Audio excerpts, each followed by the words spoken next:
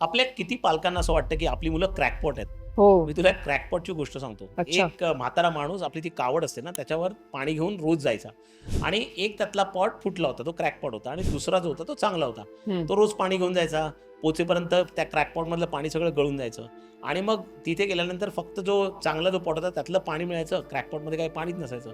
आता दिवसेंदिवस असं केल्यानंतर क्रॅकपॉटला वाईट वाटायला लागलं की आपला काही उपयोगच नाही लाईफमध्ये. करेक्ट. मग त्याने त्या म्हाताऱ्या माणसाला विचारलं की तू मला रोज का घेऊन येतो, कारण पाणी तिथे मिळत नाही. म्हातारा म्हणून हसला आणि त्याने परत आला रस्त्यावर. त्याने त्याला दाखवलं, बघ ज्या रस्त्याने मी जात होतो ना त्या तुझ्या बाजूला पूर्ण नवीन झाडं उगवलेली आहेत, फुलं उगवलेली आहेत, कारण मला माहित होतं तुझा हा प्रॉब्लेम आहे, इन्परफेक्शन मला माहित होतं, म्हणून मी त्या रस्त्यावरती काही बीजं रोवली होती आणि त्याच्यातनं आता छान झाडं आली आहेत, फुलं आलेली आहेत. वाव. म्हणजे ही इन्परफेक्शन मला माहीत असून सुद्धा मी त्या इन्परफेक्शनचा चांगला वापर केला.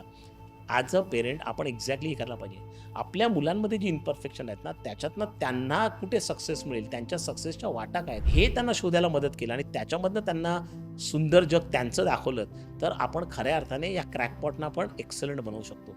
ही मानसिकता असणं अत्यंत गरजेचं आहे.